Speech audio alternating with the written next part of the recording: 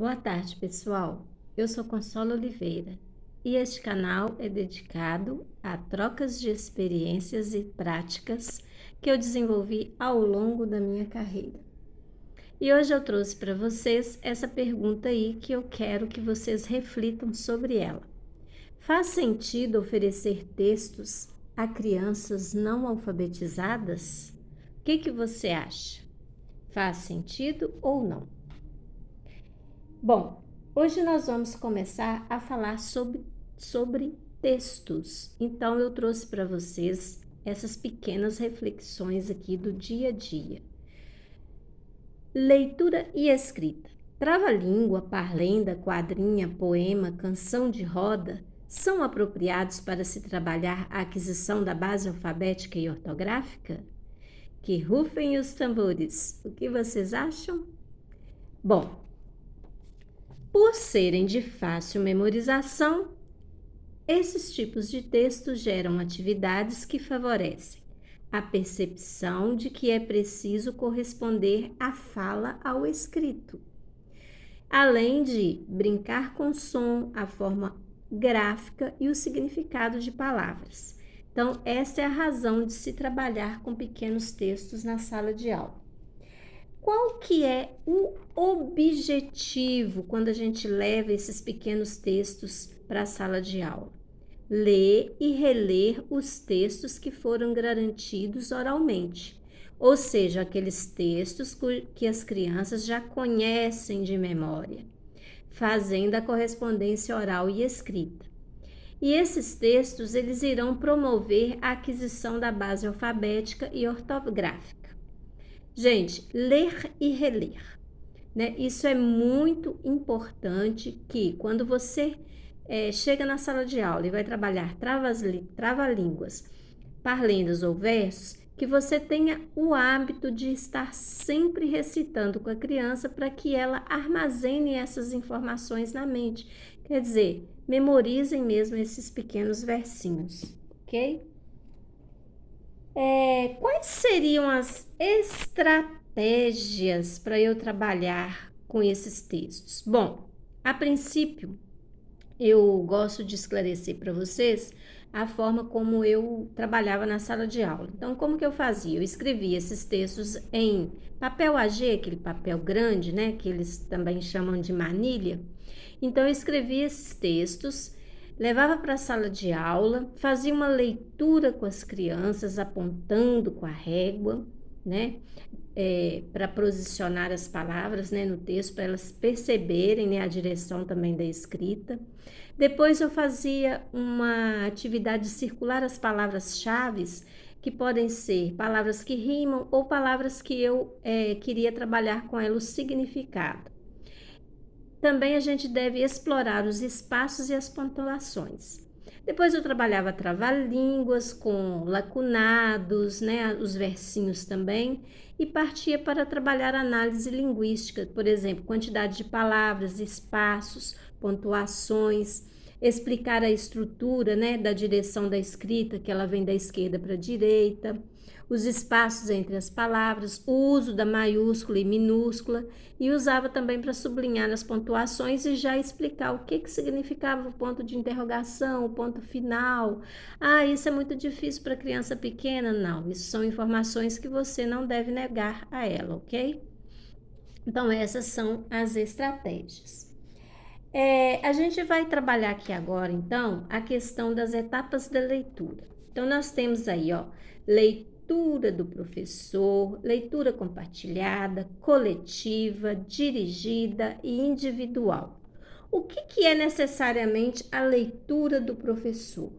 É importante que o professor faça a leitura de vários textos, né? Adivinha, cantigas de roda, parlendas, quadrinhas, trava-língua, de modo que os alunos possam se apropriar de um amplo repertório do texto em questão. Essa leitura ela pode ser diária, né? No dia a dia, na hora da chegada, na volta do recreio, semanal, ou todos os dias, vai de acordo com o seu planejamento. E é importante que esses textos estejam sendo bem trabalhados na sala de aula e que que o professor faça a sua leitura, né? A sua leitura em voz alta, para a criança ter um parâmetro de comparação, né? Uma boa entonação, né? Explorando bem o texto, articulando bem as palavras para que as crianças tenham um perfil a seguir. O que é a leitura compartilhada? A leitura compartilhada de textos, né, conhecidos, em alguns momentos da rotina na sala de aula, o professor pode ler junto com os alunos alguns textos, as cantigas de rodas, as quadrinhas, as parlendas, né, que os alunos conheçam bastante, para que possam inferir e antecipar significados durante a leitura. Os textos que serão lidos podem ser afixados na sala de aula por cartazes, né, ou mesmo escrito nos quadros. Quadro branco, né? Hoje é quadro a pincel, né? Leitura coletiva. O que é leitura coletiva? Ler, cantar, recitar e brincar com textos conhecidos. É fundamental que os alunos possam vivenciar na escola situações em que a leitura esteja vinculada diretamente ao prazer, né? A descontração, ele querer ler coletivamente. E o que é a leitura dirigida? É a atividade, né, que vai propor, né, propor atividades de leitura em que os alunos tenham de localizar palavras em um texto já conhecido. Então, ele vai circular palavras que rimam, né, que estão rimando, ou circular palavras para poder ser trabalhado o significado daquelas palavras, porque às vezes a gente se depara com textos que tem palavras que a criança não tem noção do que significa. Então é importante ser trabalhado isso. Então isso é a leitura dirigida. E o que é a leitura individual? É quando os alunos conhecem bastante os textos e já podem começar a lê-los individualmente. E dentro dessa leitura individual, gente, a gente pode explorar a leitura em silêncio, né? Que é aquela que o aluno vai para o cantinho lá da sala, num determinado local que é prazeroso para ele, e vai pegar aquele texto e vai ler silenciosamente, ok? Isso é muito importante. Essas são as etapas da leitura. Eu trouxe aqui para vocês um texto em tirinha. Depois que a gente já explorou todos esses textos, que ele já verbalizou, então eu vou trabalhar com o texto em tirinhas. Pode ser um texto em tirinhas de frases, então ele vai receber essas tirinhas recortadas e vai estar embaralhado, e ele vai organizar esse texto. Aí ele vai organizar por frases, ou pode ser bem fatiado, igual esse aqui que eu trouxe, ó. O elefante irritado, um esportista frustrado, protesta fazendo estrondo. Queria comprar um tênis e não há tênis redondo.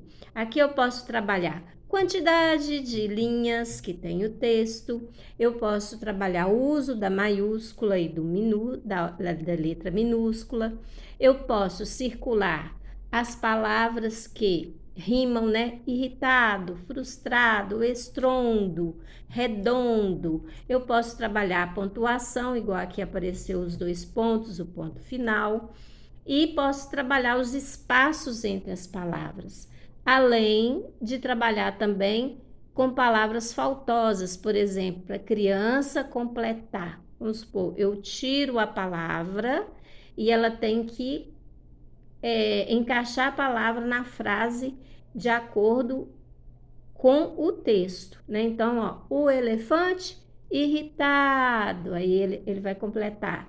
Um esportista frustrado protesta fazendo estrondo. Então, isso é muito importante. O texto em tirinha, ele pode ser coletivo, feito na rodinha, né, com todos os alunos, assim como pode ser feito individualmente, você dá as tirinhas para que ele recorte e monte o texto no caderno, e depois ele pode ilustrar, né, fazer uma ilustração bonita sobre o texto.